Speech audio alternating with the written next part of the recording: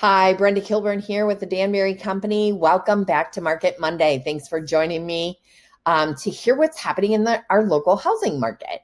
So last week, this is great news. We had 104 sellers commit to coming soon on the market. So we have 104 houses that will be coming on the market in the next 21 days. We also had 280 sellers decide to put their house on the market. So this gives us an additional 384 houses that are on the market available to buyers. So as you know, the number of homes has been less than the number of buyers. So buyers have been outpacing the number of homes that we have for sale. But with numbers like this, 384, this is up from about 245 in April each week. So this is great because this is going to help to increase the inventory and the number of homes that are available for buyers. So we did have 245 that sold and closed last week. So this is an important number because we actually had less that sold and closed than we had come on the market. And so that's another contributing factor when we're looking at housing inventory and housing shortages. And if we have a surplus or lack of inventory, which we've had a lack of inventory, this number, so we had 280 that came on, we have 104 more coming, and then 245 that sold and closed. So less going off the market than are coming on. And that is definitely going to help. We're already seeing things start to normalize a little bit in the housing market. And so these numbers are starting to tell that story. And we're going to talk a little bit more about that shortly. Oregon, you have 18 available houses with 3 in the coming soon category. We had 3 new listings in Oregon and 4 new coming soon. So 7 new listings last week. You can see only 4 sold and closed, 3 under contract, and 3 went pending. Let's talk a little bit about pending. Pending means that the home is getting ready to close, and there can be 2 reasons for this. Either all the contingencies were removed after it went contingent, or it's actually a cash deal with no contingencies. So you'll see some homes go straight into pending. They don't go to contingent first. So but we had 3 that went contingent, 3 that went pending, getting ready to close. We had 4 that actually sold and closed last week. Let's talk about Point Place. Point Place has had a busy couple weeks, actually. 16 houses on the market available, 9 new coming soon coming in Point Place. So a total of 25 available houses. Point Place seems to run pretty strong all year round. So usually when there's no houses in some of the other suburbs of Toledo, Point Place has houses. We had 2 new ones last week that come on the market. We have 8 new coming soon listings in Point Place. We had 8 that went off the market, 13 that went contingent, and 2 that went pending and are getting ready to close. We'll continue to watch Point Place's numbers, but they usually stay pretty strong. So May, total number of sales. We had 895 total houses sell in the month of May. That number is actually down 12.7% from May of 2021. You have to remember, 2020, 2021 were very unique years, very much higher than any other years in any kind of recent history for numbers. So those numbers are kind of hard to sustain year over year because they were so extraordinary. Housing prices, though, are up to the average $207,000, up about 10% already, May 22 over May of 21. Number of days on the market, 54. That number is down. I think it was 67 in April.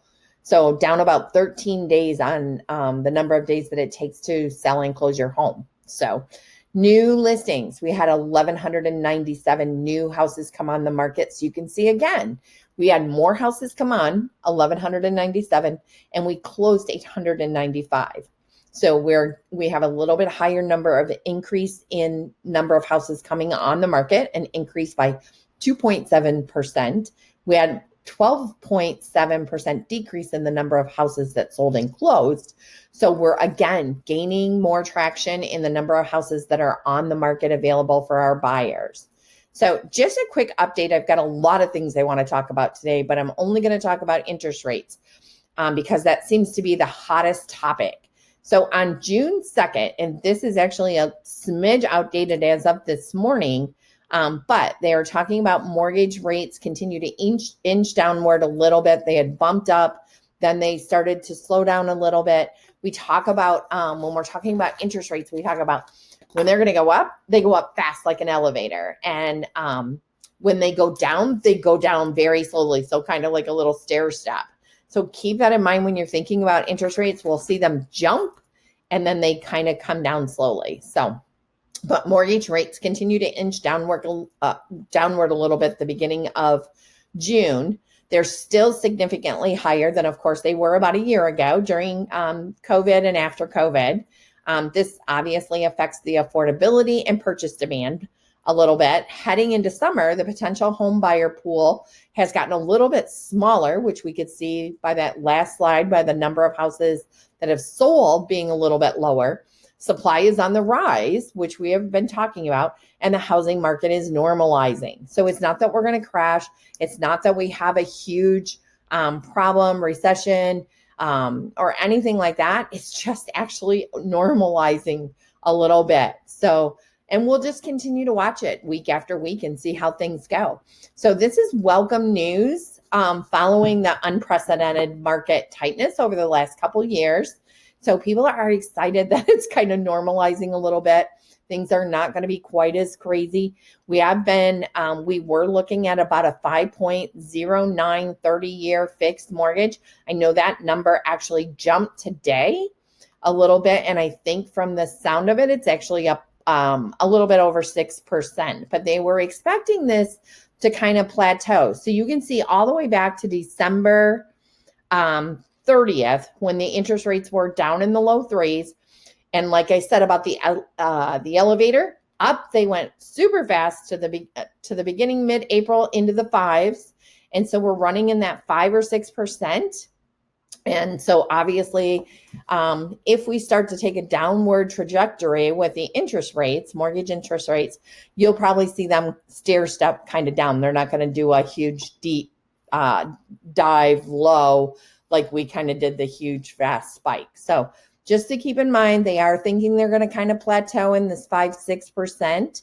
Historically, though, think about over the last 5 decades. So back in the 1970s, you can see that interest rates were about 8.8%, 8.86%. And in the 1980s, they shot up to 12.7. Some people paid as high as 16.99. Depending on what kind of credit score you had. They also had a lot of adjustable variable rate interest rates, and they would go up. I know my first mortgage back in the 80s was 16.99%, and it had a 6% variable. So it could have went to 22.9. So it never did, thank you God, but that was the adjustable or variable rate interest rates that we had at the time that were very popular. In the 1990s, you can see interest rates were running about that 8.12%. In the early 2000s, they were about 6.27%. And then 2010s, you can see that it dropped down to about 4.09. So current mortgage rates comparatively over the last 5 decades. So if we're in this 5 and 6% that we've been in pretty much since the early 2000s, we're not where we used to be in the 8s or the 12s or the 16s. So that's great news. For almost 50 years, you can see the 30-year mortgage rate has moved kind of in unison with the 10-year treasury. So that's what we really want to focus on is the 10-year treasury versus the mortgage rate. That average spread is usually about 1.7%. So we're just going to kind of keep an eye on things. Like I said, we expect it to kind of plateau out, and we'll just keep updating you each week. I hope this information, you find it helpful. I hope that you join and follow on my YouTube channel or on my Facebook page and keep up to date. If you have questions and you don't have a full-time realtor that you're working with, or you have more questions about what's happening in the market, please feel free to reach out to me. My number is 419-356-0276. And actually, I just thought of one more thing. That is not the slide that I was looking for, but I can tell you, here it is.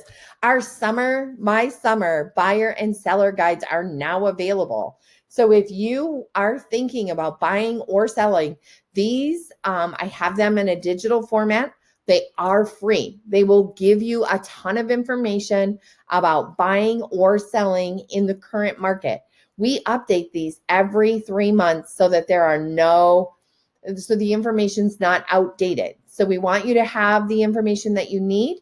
You want to be able to make educated decisions about what's happening in the market and how you want to move forward. If you want to sell, this is a great time to be selling your home. If you want to buy, it's not a bad time to buy either.